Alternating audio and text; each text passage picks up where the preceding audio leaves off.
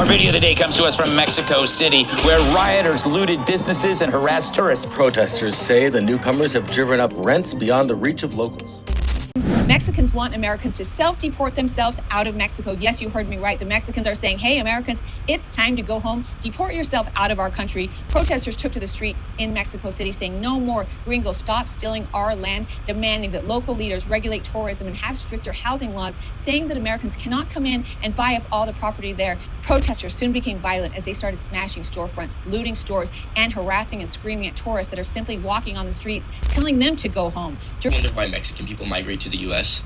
Number one, because it's hard to own a business there and even keep it. Nowadays, if you own a business, the cartel can come to you and say, hey, I want you to pay me this certain amount of money a month. If not, your family and you and your business will be fine either way. So you have no option but to pay them.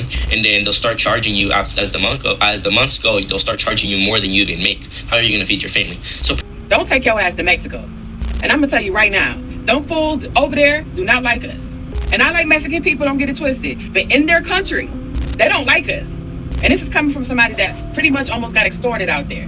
Imagine a postcard. It shows a perfect beach, the water a brilliant turquoise, the sand white and soft. A lone hammock swings gently between two palm trees. This is the image of Mexico that has captured the American imagination for decades. It is a promise of escape, a vision of a slower life, a richer life, and a more affordable life. Many Americans chased this vision, packing their bags and moving south, seeking refuge from the relentless pace and the high costs of life back home. They were pioneers of a different sort, not heading west into an unsettled frontier, but south into a culture that promised warmth in its climate and in its people. But what happens when the postcard begins to fray at the edges? What happens when the warm sun casts long, unsettling shadows? For a growing number of American expatriates, the dream has begun to curdle. For many years, the path south to Mexico was paved with powerful incentives. The primary driver, for many, was simple economics. The cost of living in the United States had spiraled to a point where a comfortable retirement or a creative life felt just out of reach. A fixed pension or modest savings that would barely cover rent in California or New York could fund a life of relative abundance in Mexico. Homes were cheaper. Property taxes were lower. Daily expenses for food and services were a fraction of U.S. costs. This geographic arbitrage was a life-altering proposition. It was an escape from financial anxiety. Beyond the numbers, the allure of the culture and the climate pulled people south. Americans exhausted by a work-centric, high-stress culture were drawn to Mexico's relaxed pace. Long lunches, afternoon siestas, a community-oriented lifestyle were deeply appealing. Year-round sunshine and warm winters were a powerful magnet, especially for people from colder northern states. San Miguel de Allende, colonial architecture, art scene, Puerto Vallarta, beaches, coastal life. The movement was supercharged by the rise of the digital nomad. The internet untethered a new generation from offices. Software developer, graphic designer, writer could do their job from anywhere with a decent Wi-Fi connection. Why stay in a cramped apartment in a cold city when you could work from a balcony overlooking the Pacific Ocean? Younger expatriates brought new energy to retiree communities. They saw Mexico as a place to build a career on their own terms. The result? Vibrant, growing American communities across Mexico. By some estimates, over 1.6 million U.S. citizens were living in the country. These were residents, not tourists, opened businesses, enrolled their children in local schools, became part of the fabric of their towns. They created support networks, shared advice on navigating local customs, built a new American dream, defined by experience, not accumulation. For a time, it seemed like a perfect, sustainable model for a happier life. The first crack in the foundation of this dream for many was the erosion of personal safety. While Mexico is a vast and diverse country, with many peaceful regions, it has also been grappling with a persistent and widely publicized security crisis. The influence of transnational criminal organizations, or cartels, has led to rising levels of violent crime in certain areas. What once felt like distant headlines began to feel uncomfortably close to home for some expatriates. The U.S. State Department regularly issues travel advisories, warning its citizens about the risks of crime in specific Mexican states: kidnapping, carjacking, robbery. The stories that filter back to the expatriate community can have a chilling effect. For example, the news of American citizens being kidnapped or caught in the crossfire of cartel disputes, even if rare, creates a powerful sense of vulnerability. We never felt directly threatened. one former resident of Jalisco explained, but the stories were always there. A neighbor's friend was carjacked. You'd hear about a shootout one town over. After a while, that low-level hum of anxiety just wears you down. This sense of unease changes the very nature of daily life. The freedom that many sought in Mexico begins to feel constrained.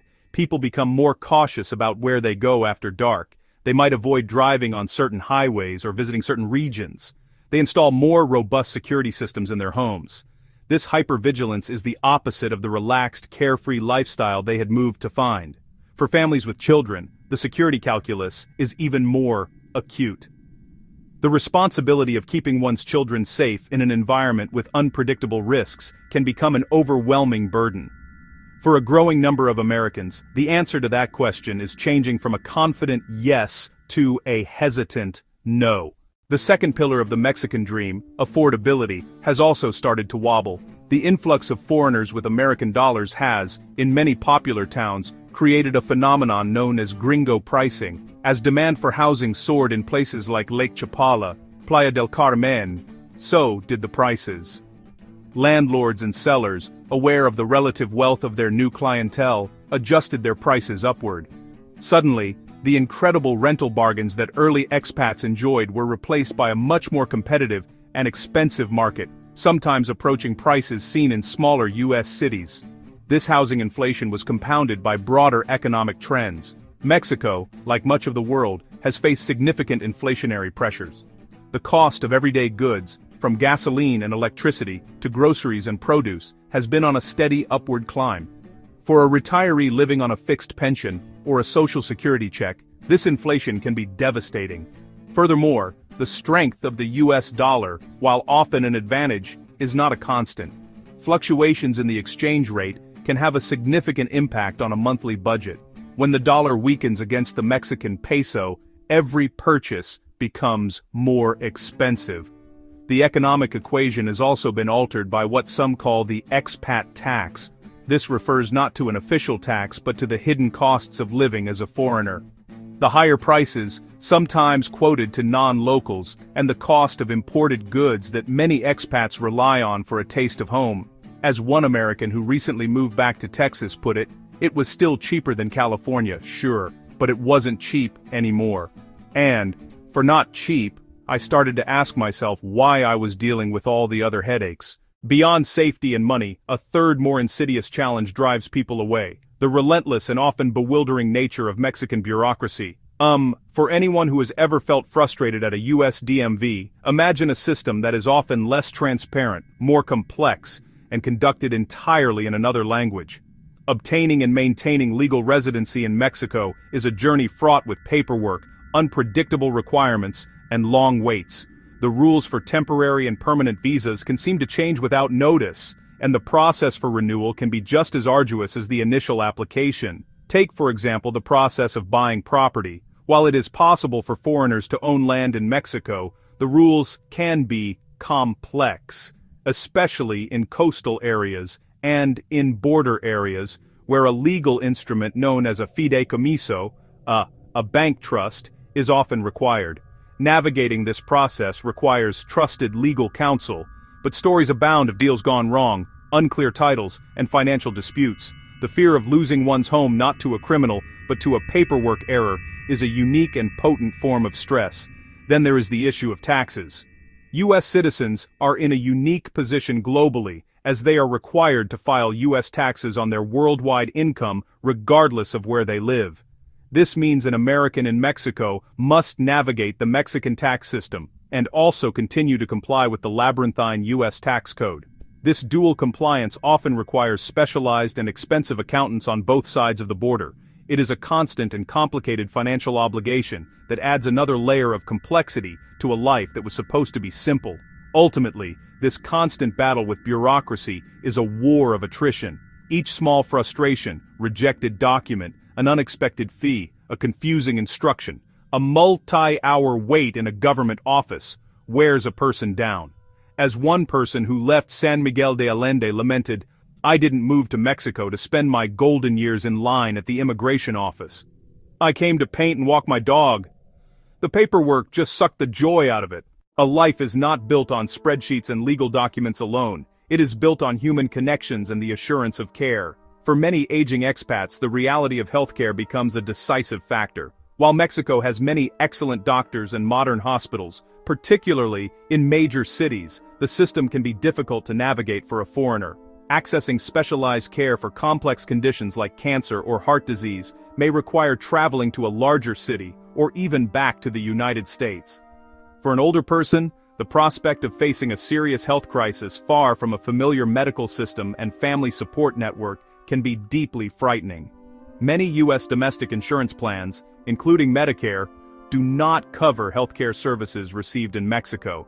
This forces expats to purchase private Mexican insurance or international policies, which can be expensive and may have significant limitations, especially for pre-existing conditions. The alternative is paying out of pocket, which can quickly deplete a retiree's savings in the event of a major medical emergency. The peace of mind that comes from knowing you are covered in a health crisis is a powerful and often underestimated component of a secure life.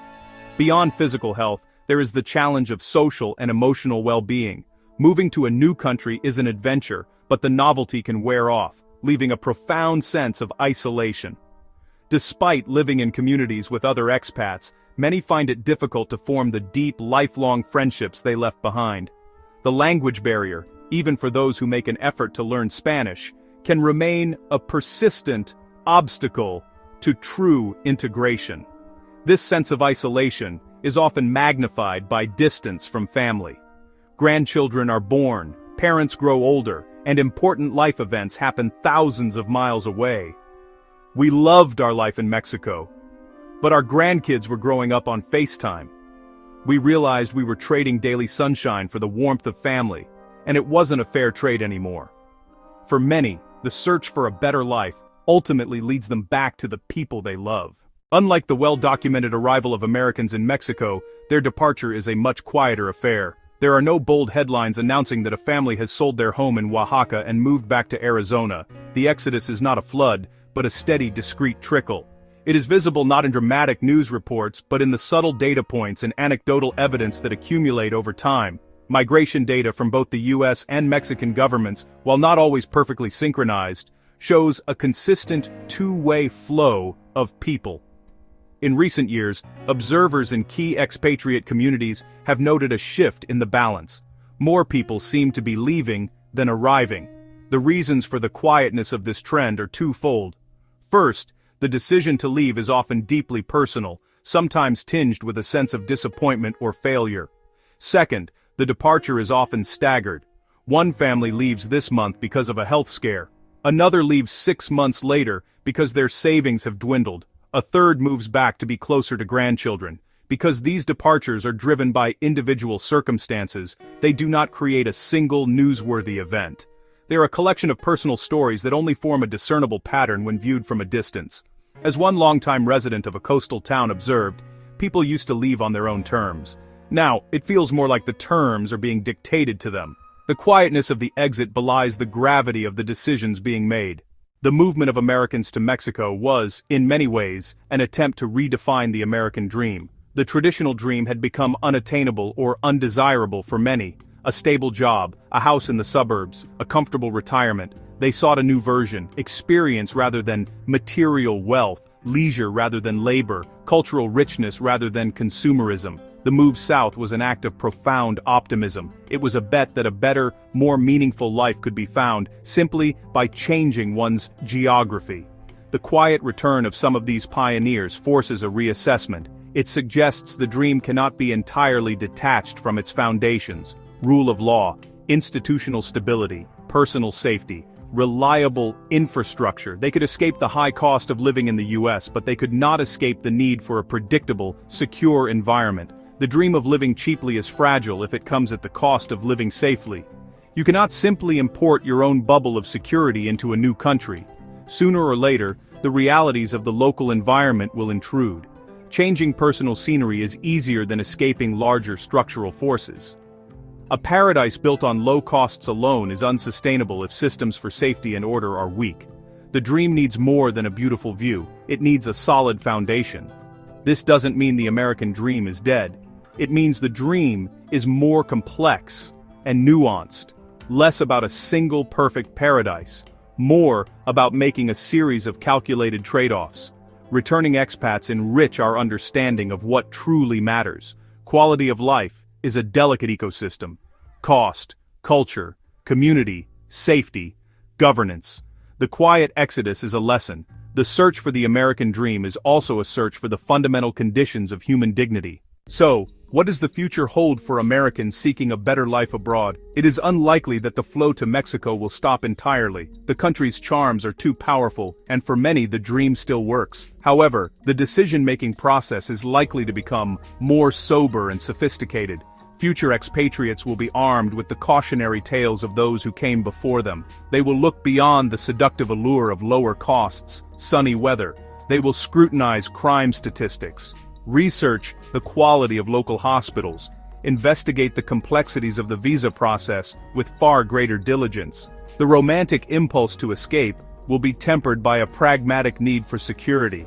We may also see a diversification of destinations. As some parts of Mexico become more expensive or perceived as less safe, Americans may explore other countries that offer a similar blend of affordability and quality of life. Central America, South America, Southeast Asia, Southern Europe. The criteria for selection will be telling. People will seek out places that not only have a low cost of living but also boast strong institutions, low corruption, stable governance. The lesson from the Mexican experience is that a functioning society is not a luxury, it is a necessity. This trend also holds a mirror up to the United States. The reasons Americans leave in the first place, high healthcare costs, financial anxiety, social stress, remain powerful push factors. The quiet exodus from Mexico is not a simple story of a foreign paradise lost. It is also a story about the enduring challenges at home. Until these domestic pressures are addressed, Americans will continue to vote with their feet, searching for a place where their income, health, peace of mind feel more secure. In the end, the story of Americans leaving Mexico is a profound illustration of a universal human quest. It is the quest for a life of dignity. Dignity is found in safety, the ability to walk your streets without fear. It is found in certainty, the confidence that the rules will be clear and fairly applied. It is found in care, the knowledge that if you fall ill, you will be looked after. And it is found in community, the feeling of belonging. The quiet exit from Mexico teaches us that a beautiful view and a low price tag are wonderful, but they are no substitute for the fundamental pillars of a dignified life. That is the enduring, non-negotiable dream.